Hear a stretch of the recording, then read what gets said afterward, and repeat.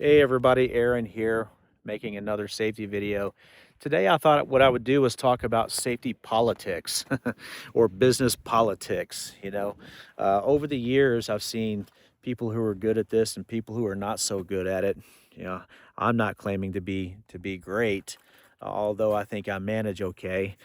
But what do I mean by safety politics? Well, when a safety professional goes into a new work environment, one of the things that they can make, and I've actually heard this quite a few times, is coming in like a safety cop and coming in and laying down the law and just overwhelming people with all of the gaps that you find, on site.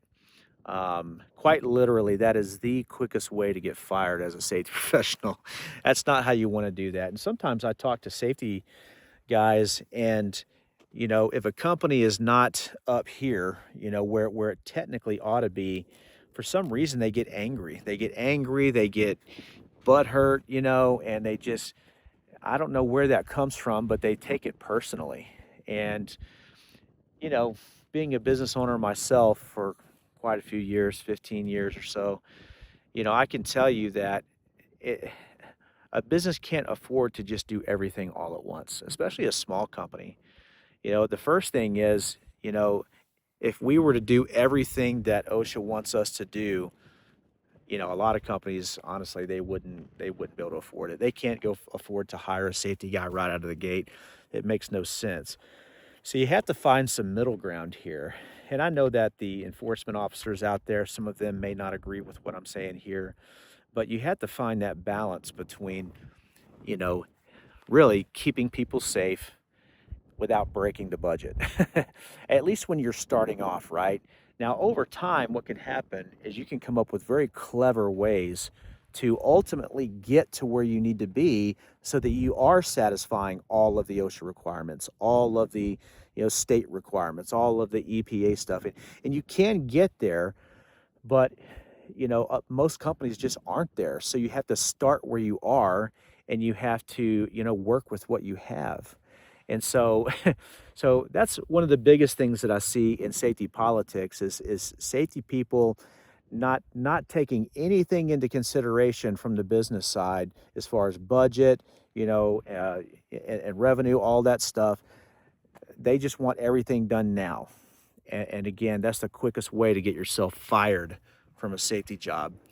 So, what is the correct approach? Well, when I go into a new situation, whether it's an employer or a contract or a customer or whatever, the main thing to do is to identify, the top 10 risks to the employees and to the business. And you could have two separate lists of 10 or two separate lists of five. But the point is, you need to do a risk assessment for every hazard and every risk that you can find. And you let that risk assessment, you apply a number to it is what you really need to do. And you can do a search out there. There's a matrix that's red, yellow, and green. That's a real common one. But either way, however you do your risk assessments, you need to come in and you need to assess the risk and you need to rank, okay, the most important ones to the top, and you have to start there and just start working your way down the list.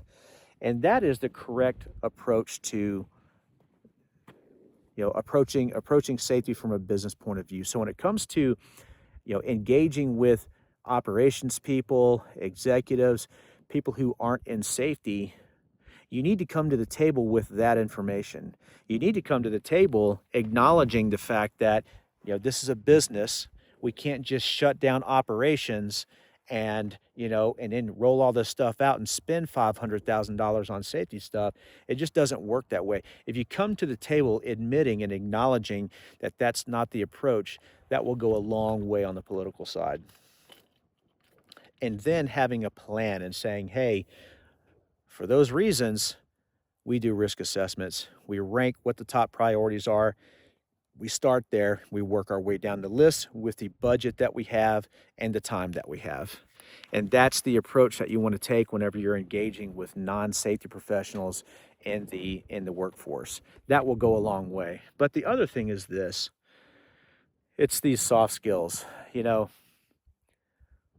When you go into a place and you start telling people they're wrong, it's not going to go well. Even if you're just a very new safety specialist on the front line of the workforce, going up and telling people they're wrong is a very,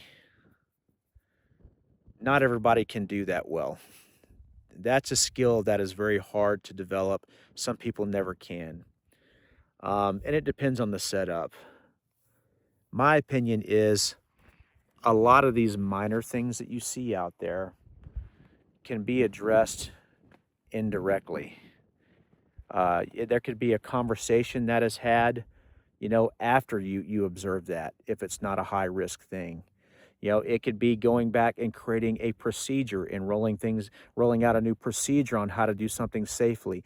You don't have to go out here and point out everybody's flaws in front of their coworkers. If you do that, you're going to get hurt. You're going to get wrecked. What you have to do is you have to go out here and make your observations and you write them down and you find a better way to fix those problems.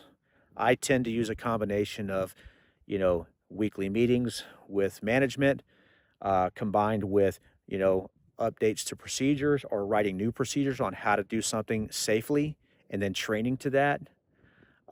Maybe it's a one-on-one conversation with that person in private when nobody else is around. Those are the ways that you do this. Again, this is not a sprint. This is a marathon. Coming in and coming down hard on people is not going to go well. So if you want to win that safety, that political safety game, these are some of the ideas that you have to start thinking about. And so anyway, hopefully that helps. I think it might help our safety professionals out there. I'm not sure about business leaders.